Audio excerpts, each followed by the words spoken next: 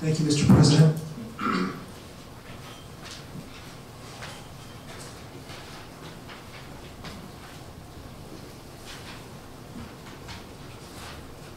I call the board's attention to the minutes of meetings on October 2nd and December 3 that they posted to the portal, and I ask if there are any additions or corrections. Hearing none, please may I have a motion to approve the minutes of both meetings? Thank you. Second? Thank you. Discussion? All in favor, please say aye. Yeah. I'm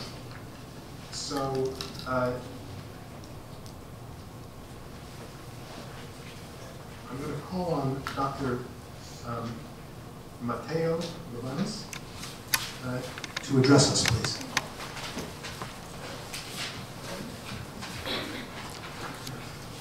Good afternoon, Mr. Chair and Mr. President and board members. If the chair will permit me, my name is Todd Vachon, and my colleague Mateo and I are both listed to speak. We'd like to request to trade our positions, and I could speak during his slot, and he could speak during mine, if that is Permission granted. Thank you very much for asking. You have a guideline of two minutes, if you could. Okay, here I go. All right, my name is Todd Vachon. I'm a postdoctoral associate in the School of Management and Labor Relations here in Brunswick. I'm in my second year of postdoctoral work, producing peer-reviewed research on work and employment-related issues in the U.S. and here in New Jersey. I was recently commissioned to write a report for Governor Murphy's task force on the future of work in New Jersey, which I found wages remaining stagnant for most, while income for top earners are continuing to grow. But I'm here today to talk about the future of work for postdocs like myself here at Rutgers, who have been working without a contract since July 1st. Despite our best efforts to negotiate a fair agreement for ourselves through the collective bargaining process, the university has been dragging its feet, scheduling infrequent bargaining sessions, often arriving unprepared, and in one instance canceling a scheduled bargaining session in order to hold an emergency meeting in which it was decided to shell out $32 million for a football coach. The nearly 600 postdocs that work at Rutgers combined cost just $29 million. Now, if ever I needed a slap-in-the-face example of income inequality to share with students, I could surely use this example. One football coach equals more than 600 postdoctoral researchers with PhDs conducting cutting-edge research to fight disease, protect the environment, improve educational outcomes for children, end hunger, and reduce inequality. I'm using my public comment today to demand that the university recognize the value of the work that we do, to treat us with dignity and respect, to bargain in good faith, and to address our major concerns, including 1, a minimum starting pay of $60,000 so that we can afford to live in this, one of the most expensive housing markets in America. 2, the provision of employee, not student health insurance to postdoctoral fellows. We have completed the highest degree granted by universities. We are no longer students. A professional development fund so that postdocs can afford to attend and participate in important academic conferences in their disciplines. And 4, perhaps most importantly of all, an acknowledgement of the health and safety hazards that the university creates for all of us by failing to significantly reduce its greenhouse gas emissions rapidly. We do acknowledge the creation of the task force. We are demanding that the task force be properly resourced and act rapidly in accordance with science. So in sum, we demand a raise, we demand respect, we demand strong climate action plan, and we hope you will use your power and your privilege to see that justice is served in these ways. Thank you.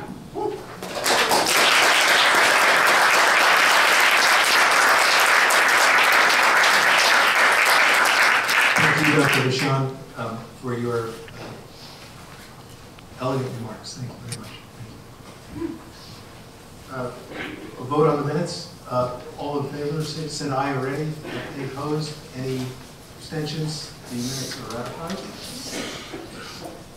ratified. Dr. Cantor, please. Mr. Chairman, on behalf of the Executive Committee, I recommend approval of the proposed resolution amending the charge to the Committee on Audit. Mr. Chairman, I so move.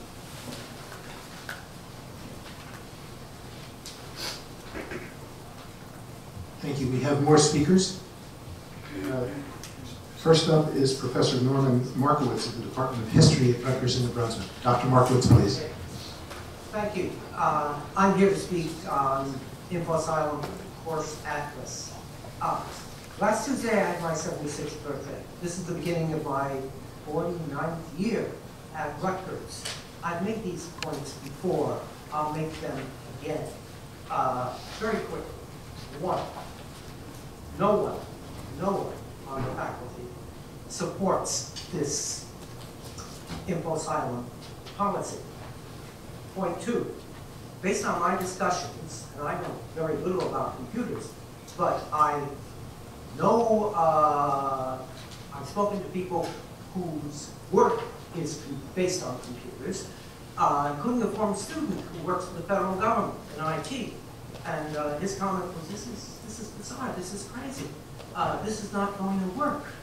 Why are you doing this? Point three, the faculty and staff unions have been entirely ignored in this process. And it's clearly a workplace issue. A grievance has already been filed. Why further, after a mere strike, inflame labor relations? Point four, an important point, I think, the principles behind the Course Atlas are the principles of scientific management, which is over a century old. Scientific management is about treating factory workers and office workers on the basis of efficiency experts, time management, et cetera, That program was never meant for professional employees. There is another approach, which frankly, President Barchi and others have advanced at Rutgers. It's called human relations management. It's about outreach. It's about developing a sense of community among employees. This is entirely against that. Final point, most faculty believe that, and this is not in any way 2 minutes. denigration. Okay, final point, why do this? A new president will be coming next year.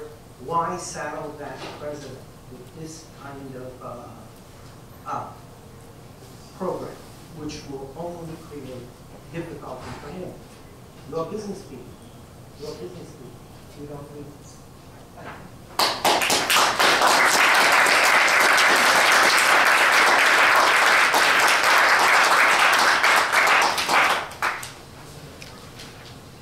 Thank you, Dr. Markowitz. Thank you very much. Dr. Robert Scott, please.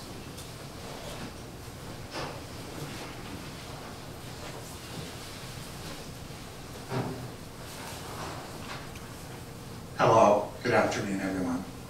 If it's okay, I wanted to start with episode 12 of The Simpsons. I hope everyone's familiar with The Simpsons, because if not, I'm going to go over time. So in episode 12 of Simpsons, this is a very early episode. It's entitled Marge versus the Monorail. So a con man comes to town, and Springfield has recently come into some money because of the environmental crimes of the resident billionaire, or millionaire, I don't know, Mr. Burns. And the con man sells the town a monorail, which is supposed to be the solution to the transportation crisis in Springfield. So when I talk to my students, they all agree that riding the buses and being late for class is the worst thing at Rutgers, and it's a problem worth solving. And what I've been told is that the Course Atlas, InfoAsylum, scheduling robot, artificial intelligence is supposed to solve that problem. But we've seen no evidence that it will, because there has been no simulation of the software that shows that it is going to somehow magically sort students around so they will, I guess, ride the bus less. And so what I see is the university is rushing to adopt a system that's going to cause great anxiety for students and faculty. And it's not solving the problem it's supposed to. And all the while, there are many, many problems at Rutgers that go unsolved. So for instance, my building needs an elevator so that every 2 or 3 years when we have a disabled student, we don't have to move all of our lab materials to the first floor. We're, as a planet, facing the horrors of climate change. I tell my students in 2050, when you're my age, you'll be in the thick of it. So what I would ask is that the board direct President Barchi and the deans to just delay the implementation of what is just a boondoggle. Because honestly, if we want to solve the problem, we'd be better with a real monorail.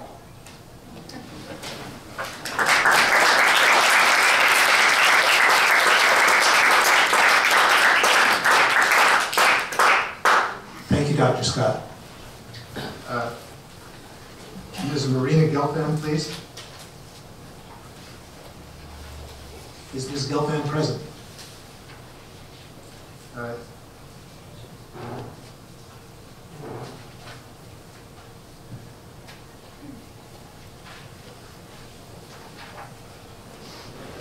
May I have a second to the motion, please? Thank you. Any discussion? All in favor? Aye. Opposed? Abstentions? Motion carries. Dr. Cantor, please.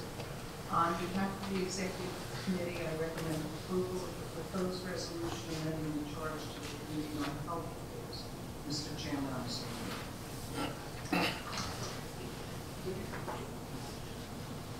sorry.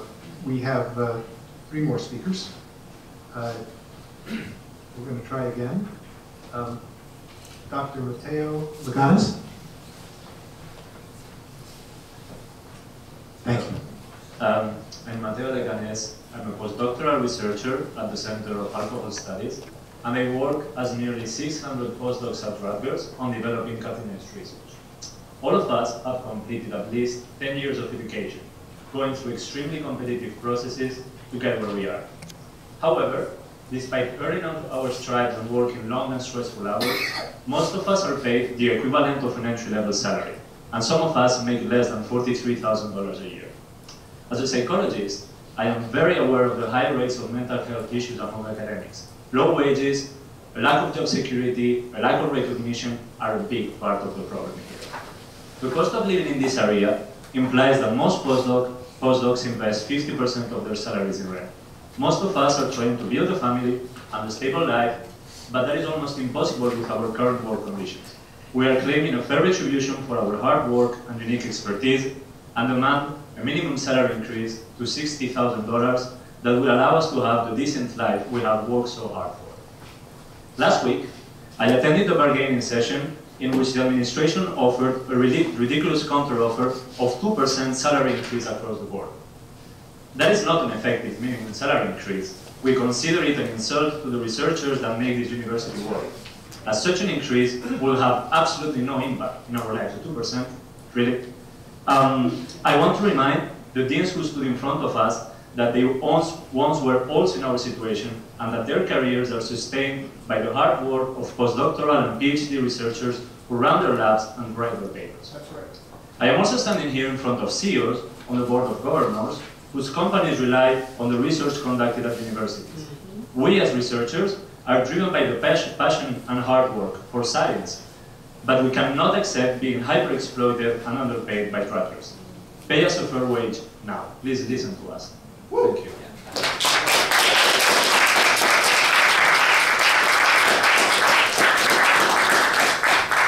Thank you, Dr. Laganes. Thank you very much. Dr. Ann Kirkner, please.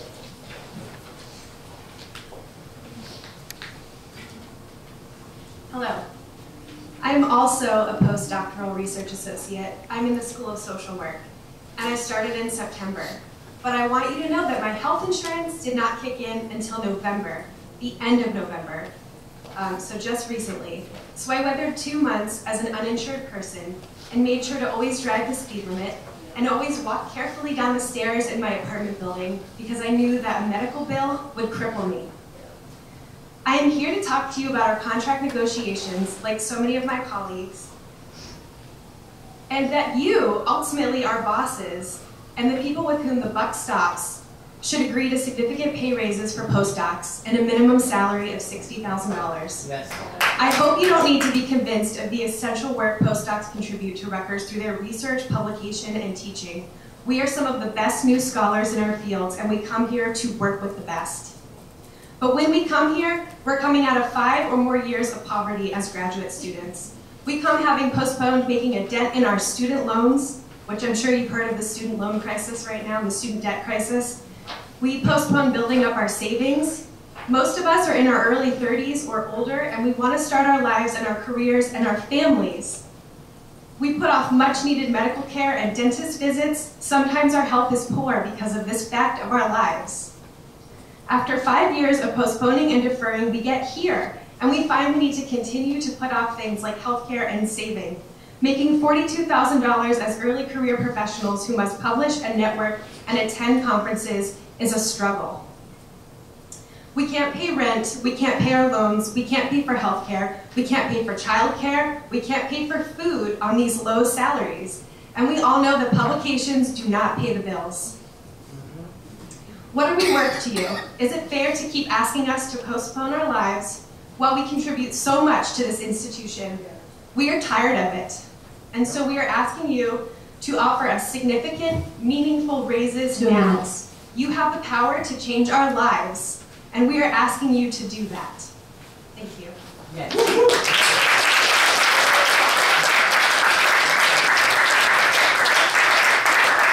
Thank you, Dr. Kirchhoff. Dr. Andres Morera.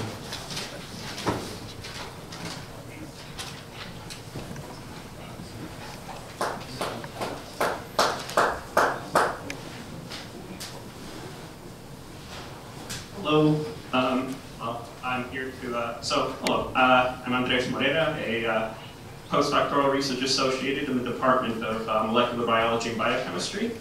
And I'm here to chip in my 2 cents with regard to the postdoctoral community's current efforts to negotiate a new contract. And what I'm about to say is perhaps less eloquent than nicely stated as others before me, but I guess I'll echo a lot of what they say. But anyway, so our pay and benefits are not commensurate with the work that we put in and the sacrifices we have made to get to this position. Many of us have accrued massive debt during our undergraduate and graduate careers, put off starting families, moved across the country away from our family and friends. We have tolerated pay too low to start paying off our debts, let alone establishing any meaningful savings, and too low to afford decent health care during our times in our graduate and undergraduate studies. And now that we are postdocs, we find that not much has changed. At best, a postdoc is in a situation like mine. As somebody lucky enough to happen to be driven to work in a fashionable STEM discipline in a lab funded by the NIH, I am guaranteed the NIH minimum salary, which is marginally better than most postdocs, but still, not quite enough. As a postdoc associate, I do receive employee health insurance, retirement, and even access to university recreational facilities and discounted parking. That's great, it's a nice perk. However, these benefits soon go away as these benefits go away as soon as I decide to take on a fellowship. A career move expected of me if I am to retain some semblance of competitiveness in an already hyper-competitive job market in my intended future profession, which is to become a professor in academia in my case, but still. I will be doing the same work, using the same facilities, equipment, etc., getting you guys the same cutting-edge research and stuff like that that our school's known for.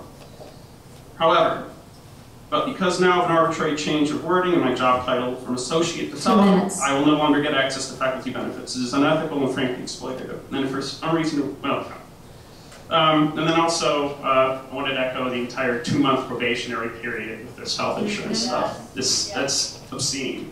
I happened to not be able to afford, when I first started here, some medication that is insanely expensive without health insurance. I had put it off and had to not be able to take it, and use a much inferior medication. And I experienced withdrawals, and that was painful. And also, I was not doing work up to snuff for those 2 months using that inferior medication. This kind of stuff is just absolutely makes no sense to me and serves nobody. Okay, thank you.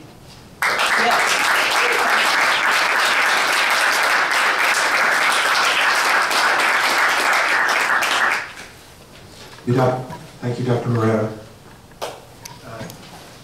Please, may I have a second for Dr. Cantor's motion? Any discussion? All in favor?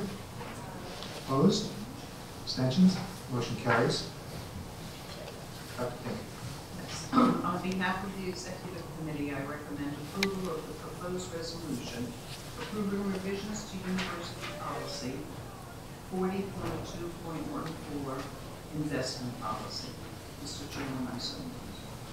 Thank you very much, Dr. Cantor. We have 3 speakers on this topic. The first one is Mr. James Boyle.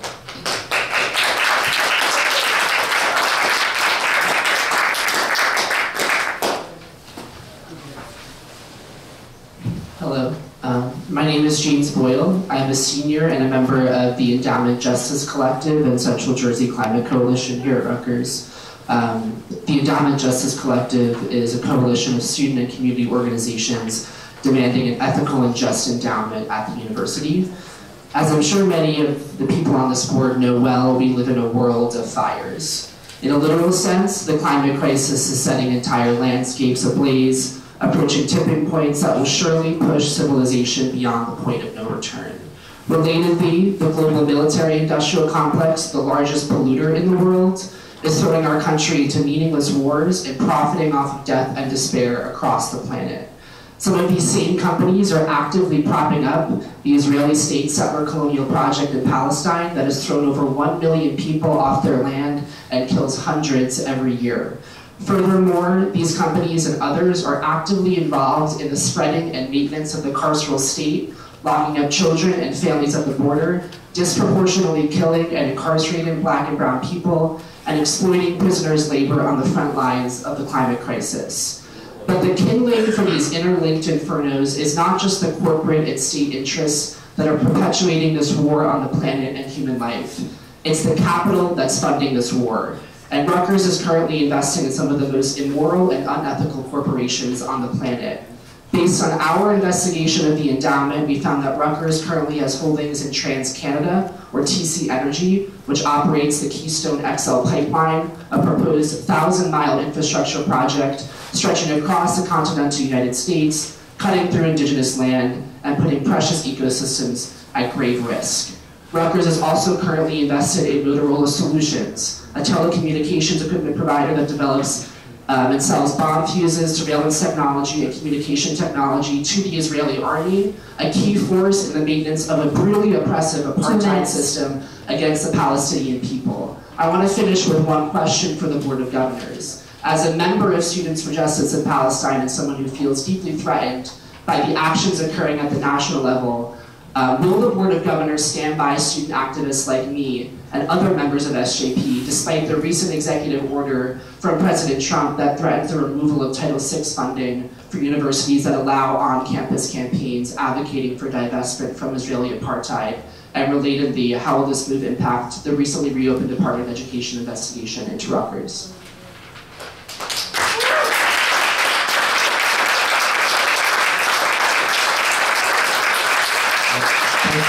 Thank you very much, Mr. Boyle. Dr. Barchi would like to make remarks. Yes, Mr. Boyle, this is not in direct response to your questions, although you know how committed I am to free speech and First Amendment. But I just want to remind the Rutgers community that in response to similar questions that came up several years ago that moved us all, we convened a committee of students, faculty, and staff and board members to develop policy for divestment.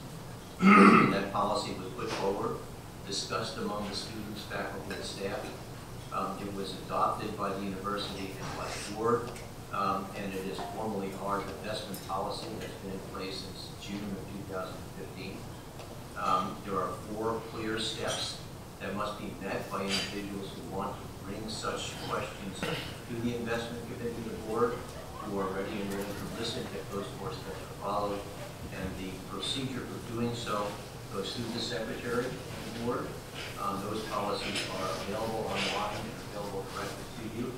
And I suggest and request that you bring these important issues up through the appropriate pathway so that we can address them and discuss Thank you, Dr. Borchi. Ms. Tina Weishaus, please.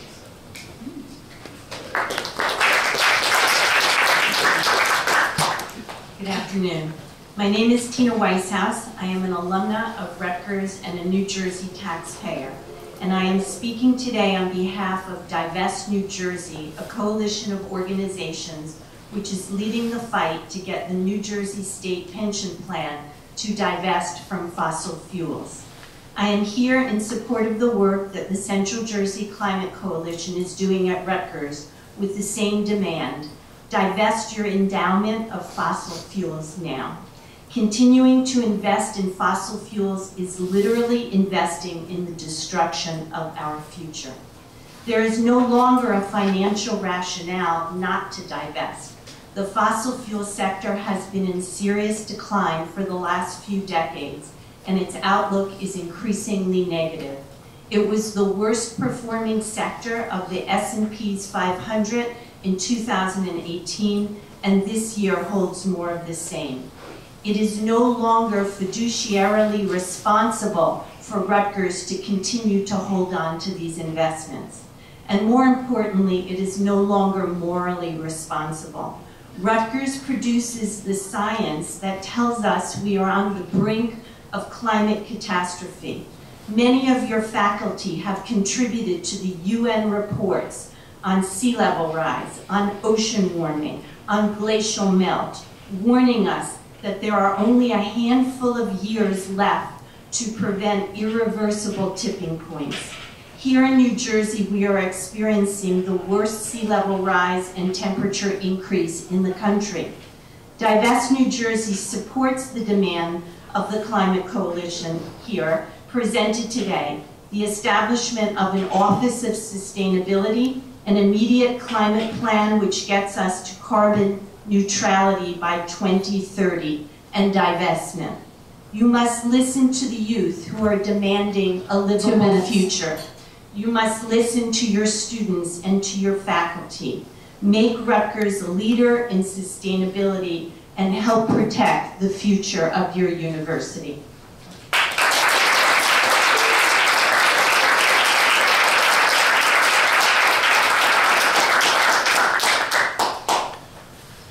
Thank you, Ms. Weishaus. I would thank all of the speakers who have spoken thus far for their thoughtful and elegant remarks, and we hear you. Professor David Hughes. Hello, I'm David Hughes. I'm the treasurer of the Rutgers AFT Faculty Union and professor of anthropology here in New Brunswick. I want to ask a very broad question. This may be the last time, President Barchi, that I see you at one of these meetings. I want to know what your presidency is about.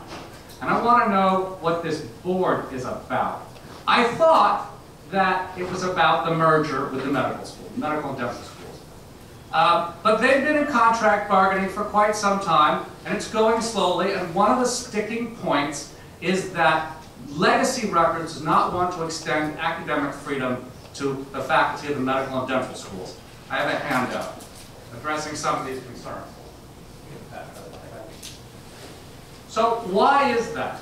I know that you value academic freedom. You have spoken about it in respect of members of the Faculty of Arts and Sciences. Why do medical scholars not deserve academic freedom? Maybe it's because the deans want to toss them out, which is what's been happening. Right now, under the contract that management has advanced, a dean on his or her word can throw out a faculty, can fire a faculty member. That's not right. That's not worthy of this institution, and I hope that you don't believe in that. Maybe it's just an oversight, but you ought to fix it now. President Barchi, you gave equal time in your remarks to athletics and to climate change. I was timing off by a few seconds, but you gave equal time to athletics and climate change. This gets to the question of what you're all here for. Think about that. 70,000 students are wondering, can they continue to live in New Jersey? Can they continue to enjoy a bright future? What will happen to their families who live in areas far more vulnerable than New Jersey? So that's 70,000 students, and you devoted a couple of minutes to that. Then we have 600 students engaged in an 600 students playing extra. 2 minutes. Yeah, I'm going to blow past that, you know. 600 students doing an extracurricular activity for 4 years. And you devote equal time. Well, this board needs to think a lot harder about climate change, right? And I don't accept your statement, Bob, that getting there, that we need to get there as quickly as we can in a way that respects the needs of the university at the same time. That little caveat, that's the scarcity caveat, right? That's saying, well, we're going to be modest about this because we have other needs besides the future of those 70,000 students. So I did a little research on this. It was you who taught me to look at the Moody's reports. Moody's does a good job on many things. And the Moody's reports of the 10 or 12 universities that have already committed to fairly ambitious climate goals show no change in ratings, which is to say that they're all financially stable despite decarbonizing. In fact, they may be financially stable because of decarbonizing, because, of course, if you produce your own solar and wind or your own geothermal, you actually save money, right? So I want you guys to think very hard about what this university represents. Do we represent an extracurricular activity, or do we represent the implementation of the planet-saving science that we have generated and that we are being called upon by this generation to contribute to the conditions of life on planet Earth? That's what it's about, and we have it within our power to go carbon neutral by 2030 and to sell off our stocks in things like the Keystone XL pipeline even sooner than that. I want to bring it back to football because there is one moment you have, President Archie, in history here. You are the neuroscientist, the neurologist in charge of a Division I athletic program. How many of you on the board want your son, if you have a son, or if you did have a son, would you want him to be playing tackle football? You can raise your hand. All right. You're all managing a tackle football program, and you're sending other people's sons, probably much poorer sons. There's a poverty graph in football, in fact. You're sending poor people's kids to play this sport that you want to protect your kids from. How can you defend that? How can you look at yourself in the mirror when that's what you're doing? So I want to ask you, President Archie, and I'll end here so you can speak. Give us your opinion as a scholar, as a doctor. So you're going to come back to us in the faculty as a scholar and a doctor. So you have professional expertise to maintain here. You're going to be one of us. Give us, for the media and for the record, tell us, is it safe to play tackle football in this day and age? Tell us.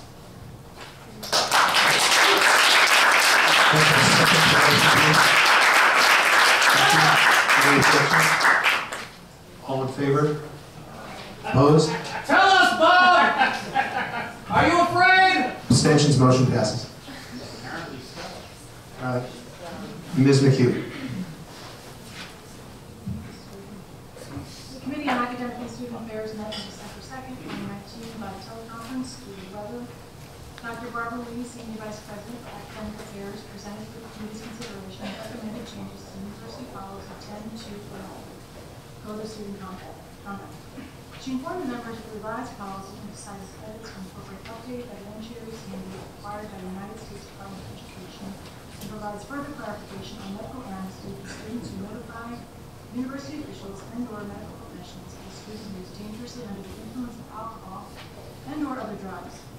The revised policy also describes the two types of probation and other adjustments to include the clarity of the university disciplinary proceedings. The committee agreed to move forward with proposed policy revisions and recommended the Board of Governors approval of the resolution under the consent agenda. Oh, can you hear me? Rutgers University Camden Vice Chancellor for Student Affairs, Mary Beth Daisy, informed the members that the proposed changes to the University Policy 10.3.12, student policy prohibiting sexual harassment, sexual violence, relationship violence, stalking, and related misconduct, involves updates to the resource identified within the policy, as well as alignments with the Code of Student Conduct. Following a brief discussion, the committee agreed to recommend approval of the resolution to the Board of Governors, which appears under the consent agenda. The committee heard from chancellors at Rutgers Camden, Rutgers New Brunswick, and Rutgers Biomedical and Health Sciences about the following new academic program offerings and changes. The option of religion within the existing Bachelor of Arts BA in Philosophy, which is offered by the Camden College of Arts and Sciences, is being converted to full program status for BA in religion. The 120 credit degree program will include at least 42 credits of liberal arts core curriculum and 10 courses in religion. There are a number of changes to the School of Communication and Information and CI. The health communication option within the existing Master of Communication and Media will be converted to full program status with a degree designation of Master of Health Communication and Information, MHCI. The 36 credit MHCI degree offering will prepare graduates with competencies needed in its growing field. The committee was informed that SEI is looking at a new concept to help students complete their undergraduate and master's degrees in a shorter amount of time. It will offer 3 dual degree programs, a BA in Communications/MHCI, a BA in Information Technology and Informatics/MHCI, and a BA in Journalism and Media Studies/MHCI. Seniors accepted into these joint degree programs may take up to 12 graduate credits, enabling completion of both degrees in 5 years. The name of the School of Arts and Sciences, SAS, Department of Women's and Gender Studies, that has been in place since 2001, is being changed to the Department of Women's, Gender, and Sexuality Studies. The updated name more accurately reflects the current curriculum and scholarship, and is consistent with similar departments of peer institutions. The School of Management and Labor Relations at the Rutgers Law School will be offering a Master of Labor and Employment Relations, MLER, and Juris Doctor, JD, dual degree program, and will require a total of 99 credits. 12 credits of the 39 credit MLER and 12 credits of the 84 credit JD will apply to both degrees. A Master of Social Work and a Master of Public Health dual degree program will be offered by the School of Social Work and the School of Public Health. The joint program will require a total of 73 credits, enabling completion of both degrees in 3 years. 15 credits of the 60 credit MSW and 18 credits of the 45 credit MPH will apply to both degrees. The Ernest Mario School of Pharmacy and the School of Public Health will jointly offer a standalone graduate certificate in health outcomes, policy, and economics. And the 18 credit post-baccalaureate certification will require 6 3-credit courses. The School of Public Health, SPH, will offer a standalone graduate certificate in United Nations and Global Public Health. The 15 credit post-baccalaureate certificate will require 5 3-credit courses offered through SPH and SAS Department of Political Science. The committee met in executive session to discuss faculty appointment recommendations resulting from the university's out-of-cycle review process for 2019 to 2020. The committee agreed to recommend for approval to the Board of Governors the academic appointments involving tenure under the consent agenda. Rutgers University Newark Chancellor Nancy Cantor presented a candidate for promotion resulting from the out-of-cycle review process for this year and explained the circumstances for the consideration. The committee agreed to move forward for approval to the Board of Governors of the recommended faculty member for promotion on the consent agenda.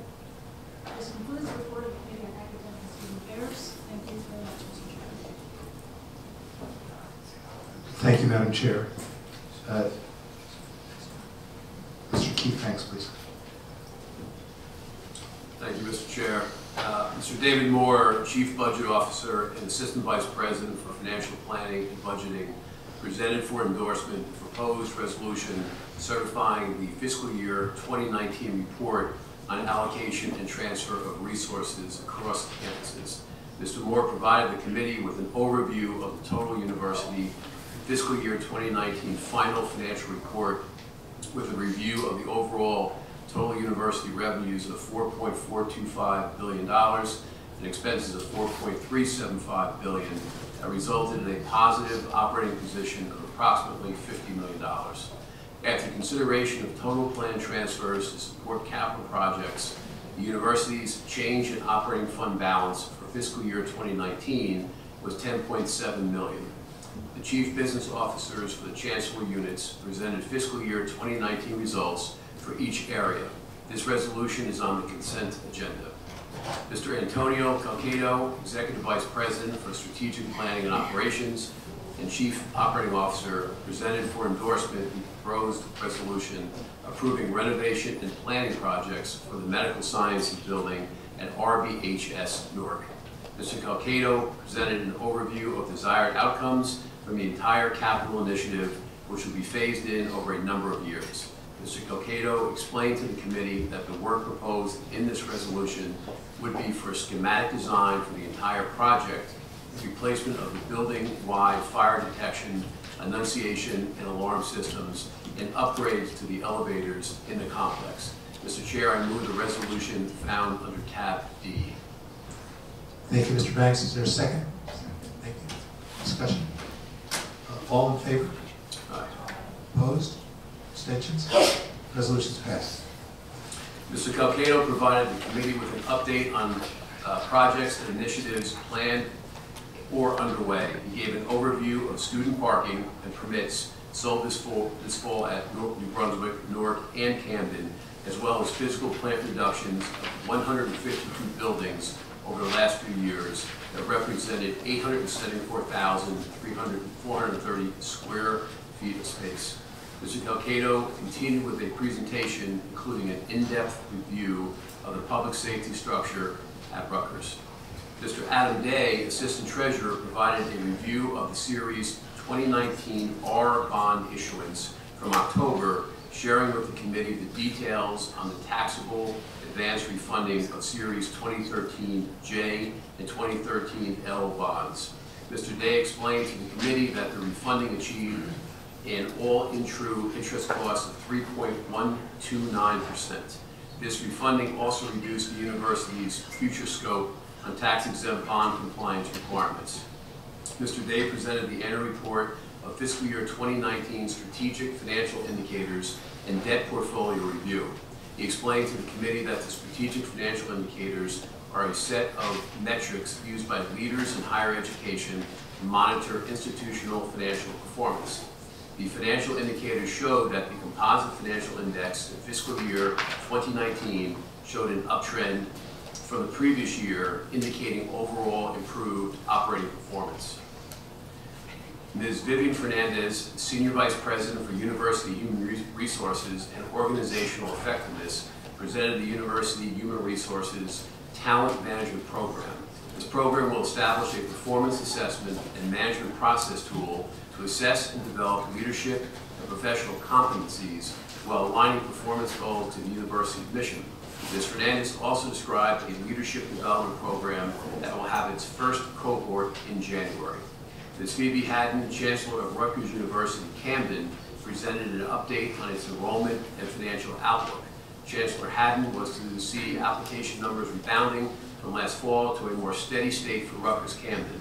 In addition, Chancellor Haddon shared the impressive numbers that have been achieved by the law school, with 485 enrolled in the fall of 2019, including an increase of 61 new students in the first year class. Mr. Chair, that concludes my report. Thank you, Mr. Banks. Audit Committee Chair, Ms. Heather Taylor, please. Thank you, Mr. Chairman. The Committee on Audit met on Wednesday, October 30th, 2019. After surveying the committee for conflict of interest disclosures, matters for action were introduced. Mr. J. Michael Gower, Executive Vice President of Finance and Administration of the University Treasurer, and Ms. Shelley Massey, KPMG Partner, presented the committee with a draft of the university's financial statements for the year ended June 30th, 2019. Mr. Gower requested that the committee conditionally approve the statements, allowing the chair to give final approval on behalf of the Board of Governors once the statements were finalized. He explained that the statements would not be final until information was received from the state of New Jersey in December related to post-retirement health benefits. The committee unanimously agreed to conditionally accept the financial statements for the year ended June 30th, 2019. Mr. Final, Chief Executive Audit Executive, presented the Audit and Advisory Services 2020 Annual Audit Plan and requested that the committee approve the proposed plan. The new action was a result of a recommendation made in a recent peer review and done by the Audit and Advisory Services Department, applied to the Institute of Internal Auditors. The committee unanimously approved the plan. Dr. Timothy Fournier, Senior Vice President and Chief Executive Risk Management, Ethics, Audit, and Compliance Officer, provided the committee with an overview of the various roles and responsibilities required for an effective ethics and compliance program, including the role of the Board of Governors. His Deputy Chief, Mr. Eugene Simon, gave examples of initiatives already in place at the university aimed at enhancing the ethics and compliance program. Mr. Fournier also provided an overview of the grants accounting and management process. Mr. Gower then provided the committee with a brief update on the ongoing efforts within grant management. He highlighted a timeline for completing the cleanup of more than 13,000 grant projects, as well as a current organizational review occurring within grants and contracts accounting. In addition to the presentation of the Audit and Advisory Services 2020 Annual Audit Plan, Ms. Barlow presented highlights of 4 completed audit reports that have been issued since the last meeting. These covered a clinical audit trials billing audit at New Jersey Medical School and 3 university-wide reviews covering gift cards, petty cash, and employee offboarding and transfers. Ms. Massey and her colleague provided a summary of the 2019 financial statement audit, explaining that the work had been completed with the exception of information required from the state of New Jersey on post-retirement benefits. Mr. Gower mentioned that the university anticipated receiving information from the state in December, and the financials would then be finalized. Neither Ms. Massey nor Mr. Gower expect major changes to the financial statements or the supplemental deliverables when information is received from the state. Ms. Massey does not expect issuance of a management comment letter. The committee then met in private session with KPMG, followed by a session with University Ethics and Compliance. The meeting was then adjourned. Mr. Chairman, that concludes my report. Thank you, Madam Chair. Ms. Mary DiMartino, Chair of the Committee on Health Affairs. Thank you, Mr. Chairman. The Committee on Health Affairs met on November 6, 2019, and after review of introductions and a conflict of interest statement, we began, as we always do, with a review of University Behavioral Health Care. Dr. Frank Janassi, the President and Chief Executive Officer of University Behavioral Health Care and the University Correctional Health Care, cited 2 matters that required the committee's endorsement to move forward to the Board of Governors' approval. The first, minutes from UBHSC Leadership Committee meetings of August 27, 2019 and September 17, 2019, and second, proposed UBHC staff appointments, reappointments, and clinical privileges of September 17, 2019 and October 22, 2019. Both of these matters were endorsed by the committee and will be moved under consent agenda.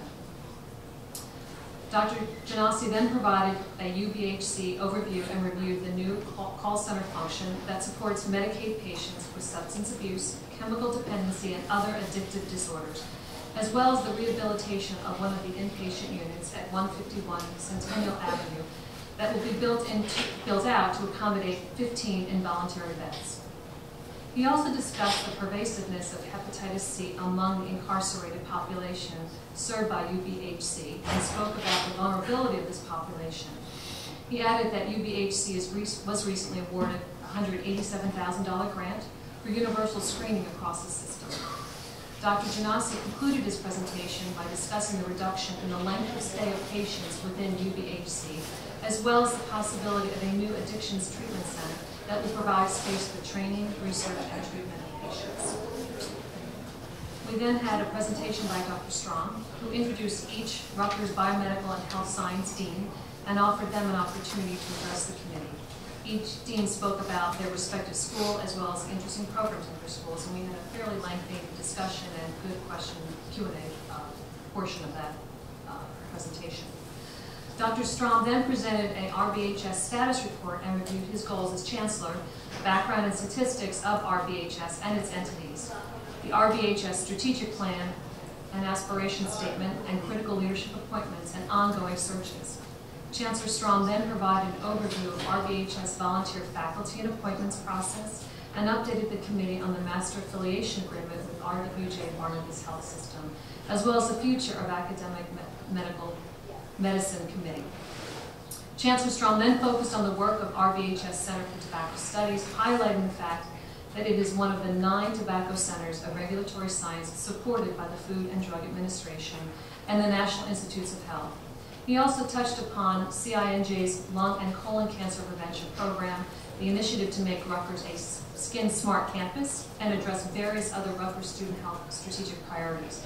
Chancellor Strong concluded his presentation by highlighting prominent news stories by RVHS faculty, reviewing the RVHS faculty master plan, and providing an overview of his fiscal 2020 goals. We then had a presentation by Kathleen Bromwell, Senior Vice Chancellor of Finance and Administration, providing a financial update and began by providing the FY 2020 year-to-date performance overview. Ms. Bramwell also reviewed RVHS financial performance, comparing FY19 actuals to FY20 budget and FY20 actuals. She specifically reviewed healthcare revenue and revenue for each RVHS entity, discussing variations to the prior year and to the budget, as well as key points that contributed to the variances. She concluded by reviewing affiliated and house staff revenue, grant and contract revenue, tuition and fees, and prior year net assets. We then had our clinical update by Dr. Gracia, Senior Vice Chancellor for Clinical Affairs for RVHS. He provided an overview of the affiliation with Veteran Affairs, including the expansion of clinical sites for Rutgers health programs at all practice levels, the formation of the Academic Partnership Council, and the Mission Act. Dr. Gracias also addressed the New Jersey Medical Aid in Dying for the Terminally Ill Act, explaining that it makes health care and physician participation voluntary. Dr. Gracias then spoke about the Accreditation Council for Graduate Medicine Education, the initial accreditation for RVHS as a graduate medical education sponsoring institution. He explained the graduate medical education work currently underway and outlined the graduate medical education organizational structure. Finally, Dr. Grassi explained that Dr. Lasky will be appointed as Associate Vice President for Student Health Services, and concluded by reviewing student mental health and wellness initiatives, plans to implement a student immunization portal to share data, and the establishment of communication and protocols for disease outbreaks at the university. Mr. Chair, that concludes the report of the Health Affairs Committee. Thank you, Madam Chair. I would call on acting chair of the Committee on Intercollegiate Athletics, Mr. Frank Hundley, to make the first of 2 reports. This is athletics. Over to you. Thank you, Mr. Chair. The Committee on Intercollegiate Athletics met on November 7th, 2019, here in the boardroom of Winans Hall. The meeting was called to order at 1 p.m. The committee met in executive session to discuss pending litigation and matters falling under attorney-client privilege. The committee was then presented with a presentation from Dr. James Borchers from the U.S. Council for Athletes' Health, USCAH, who has partnered with the Division of Athletics to further realize its goal to build a best-in-class sports medicine facility in partnership with RWJ Barnabas Health System. Mr. Borchers presented the findings from USCAH's review and detailed the process the team used during its review. Mr. Borchers then identified the key factors of a successful athletic medicine unit, as well as the strengths USCAH found at Rutgers, which included a dedicated, hardworking, and committed personnel, commitment to independent medical care, commitment to mental health and nutrition services, and commitment to health and wellness. Mr. Borchers concluded by reviewing opportunities for improvement, highlighting issues that should be addressed, and suggesting early priorities for Rutgers. Mr. Chad Chatlow's partner for sports and entertainment at Ventura Partners then addressed the committee regarding the search for a new head football coach. Mr. Chatlos explained the role of the search firm, the steps that the firm would take as the search commenced, the timing of the search, and the unique position of the university. As we all know, the search was successfully concluded with the hiring of Coach Greg Schiano. During the Rutgers Capital Update report, Mr. Matthew Cogliavani, Senior Associate Athletic Director for Facilities, Events, and Operations, provided the committee with the Rutgers Capital Project update. Mr. Cogliavani discussed the renovations and repairs needed for various athletic venues around the university and the estimated cost of those repairs. In some cases, Mr. Cogliavani offered solutions, such as partnering with other university services, which could offset some costs associated with the proposed repair. The committee was adjourned at approximately 4 p.m. Mr. Chair, that concludes my report. Thank you, Mr. Huntley.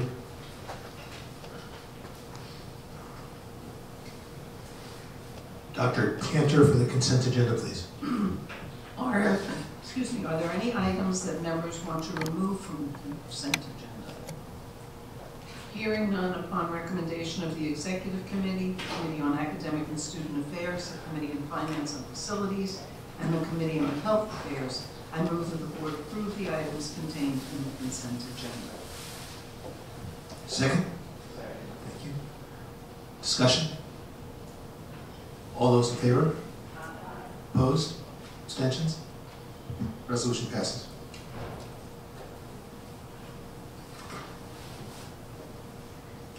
Mr. Gower. Thank you, Mr. Chair. The Joint Committee on Investments met on October 7th to consider a time-sensitive investment opportunity and chose not to pursue it and adjourned. It met again for its regular meeting on November 18th. At this meeting, the committee considered the proposed changes to the investment policy statement that this board voted on previously. It also considered the annual review of the university spending policy and recommended no changes be made to that policy. The committee considered several manager recommendations that it went forward with, as well as rebalancing recommendations. These are identified in the minutes that are available to you. Following that, Chief Investment Officer Jason McDonald reviewed the FY24 calendar of opportunities to consider investment options that will be coming down the pike in future meetings. Representatives from Fund Evaluation Group, our consultants, reviewed preliminary fiscal year-end values for the endowment, long-term investment pool performance, and current market environment. As of June 30th, 2019, for 1, 3, and 5-year periods respectively, the long-term investment pool returned 5%, 8.9%, and 5.8% respectively. Finally, the committee reviewed annual investment management expenses for the endowment as well as other matters identified in the minutes. Mr. Chair, that concludes my report. Thank you, Mr. Gower.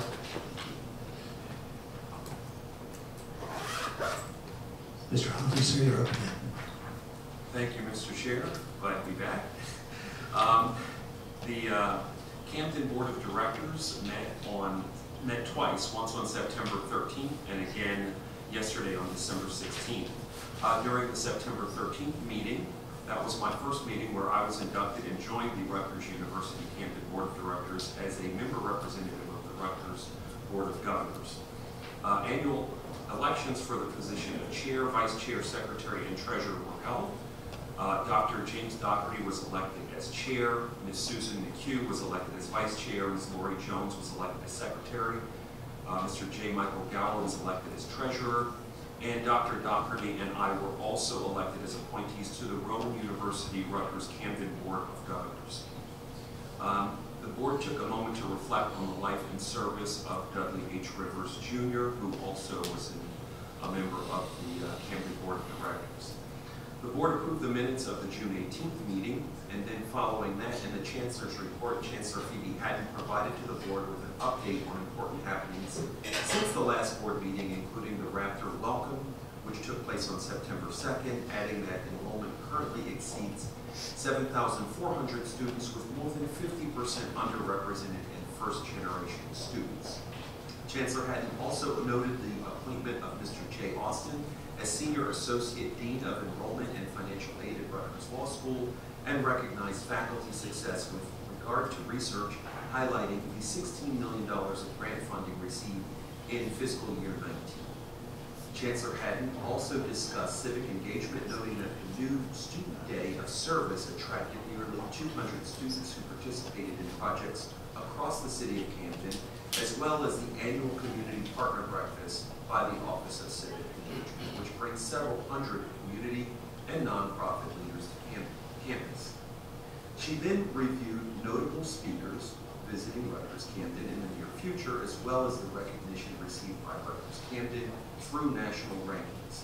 Finally, Chancellor Haddon reviewed new initiatives at Rutgers University Camden with regard to the commitment to providing learning experiences and credentials demanded by employers, including the law school's immigration certificate, the graduate school's certificate for teachers and students with disabilities, and the School of Business's series of stackable business certificates that builds towards completion of a master's degree in business. During the update on the capital plan, Mr. Larry Gaines, Senior Vice Chancellor for Admissions and Finance, provided an update on renovation work at Rutgers University Camden, including renovations to the newly acquired Camden County Prosecutor's Office building, which will relocate non-student-facing administrative offices there and free up space on the campus for student support and programming. 5 Rutgers-owned homes along Cooper Street that are in need of renovation, and renovations to the 3rd and 4th floors of the north wing of Armitage Hall.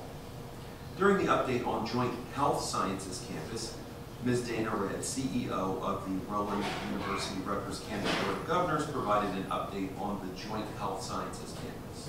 Ms. Redd spoke about the Joint Health Sciences Center, noting that it is open for occupancy, and the Joint Board is working to transition the building from construction to full operations.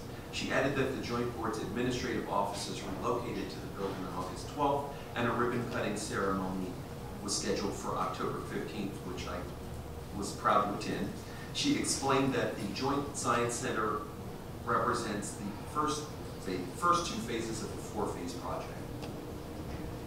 During the report on Student Government Association at Rutgers University Camden, Mr. Samuel Adubaju, undergraduate representative to the Rutgers Camden Board of Directors and president of the Student Government Association at Rutgers University Camden, provided an update on the Student Government Association.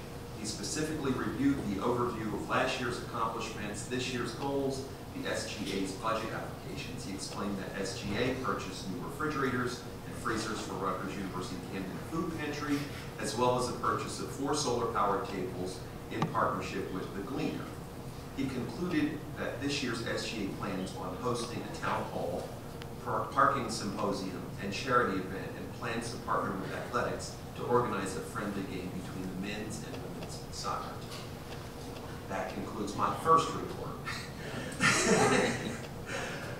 The second meeting that was held was just yesterday. The board, it was called to order at 10 a.m. The board approved the minutes of the September 13th meeting, which I just went through. Chancellor Phoebe Haddon provided the campus update, noting record overall enrollment, again of 7,377 students, reflecting an increase of 6,514 in the fall of 2014. She also reviewed notable faculty research highlighted by a $150,000 Knight Foundation grant to support the work of the Institute for Information Policy and Law, as well as a $453,000 grant from the National Institute of General Medical Sciences to advance biomedical-oriented research in our Center for Computational and Integrative Biology. Chancellor Haddon then reviewed notable facility updates, including the recent opening of the Joint Health Sciences Center, state-of-the-art research initiative for the joint Rutgers Camden Board, which opened this fall. Finally, the Chancellor reviewed personal matters, noting the anticipated appointment of a new business school dean, and the search committee recently concluded its work, as well as the appointment of Dr. Daniel Hart as acting provost, while the current provost, Dr. Michael Pallas, serves a research sabbatical but plans to return his duties as provost on July 1st. Update on the strategic plan. Provost Michael Pallas and Associate Chancellor for External Affairs Michael Sapanik reported on the outcomes of the campus's strategic plan launched in October 2014, noting that 2019 marks the end of a 5-year strategic plan. Provost Pallas and Associate Chancellor Sapanik reported on select accomplishments in each of the strategic priority areas. Lastly, the report on commitment to access and equity. In October, Rutgers University Camden co-sponsored the Coalition of Urban and Metropolitan Universities, CUMU's annual conference, which was held in Philadelphia. At the conference this year, Vice Chancellors Jason Rivera and Craig Westman, along with Associate Chancellor Naime Watson, discuss Rutgers Camden's all-in strategy to address higher education access and equity at a plenary session. The three presented on how Rutgers Camden has responded to community desires for increased educational opportunities for its young people, national shifts in student demographics, and the calls for increasing college affordability. Mr. Chair, that concludes my report. Thank you, Mr. Hundley. Mr. Oliver, please. Thank you, Mr. Chair. I have submitted my report in writing, so I won't read all of this. I just want to highlight a couple of important points. The University Senate is currently working on 13 pending charges, including the health and wellness support for Rutgers University students, review of proposed resolution on Rutgers Faculty Council's inclusion in University Policy Library, review of the Rutgers policy on workplace violence, and issues surrounding prerequisite course availability, to name a few. These are all included in my report. The, I'm sorry, got myself confused here. The executive committee also is now looking at the sorry, I'm totally off my script here. My apologies. The executive committee is also reviewing certain internal Senate charges that are looking at the committee structures of the Senate, the composition of the Senate, and those as well. So we've got 7 standing committees working on all of these. One of my goals as Senate Chair this year is to highlight all the exceptional work that is done by different units, different research centers, different faculty and offices throughout the university. So one of the things that we're doing as a Senate are inviting these various groups to the Senate to present all of the work. It's just another way to highlight all that's going on at the university. So these include a presentation coming up from the Rutgers Institute for Secure Communities, the Committee on Civic Engagement, or Center for Youth Political Participation, and as well as a recent presentation by the director of the Center on Violence Against Women and Children. So it's just, again, to reiterate, a way to present and promote all the exceptional work done at the university. It's my hope that we highlight all of these groups and can show all of the, celebrate really all that they do. And this concludes my report. You can see hopefully a more articulate report in writing. Thank you. Thank you, Mr. Oliver. Old business? New business? Motion for adjournment, please. Second? Discussion? All in favor? Opposed? Abstentions?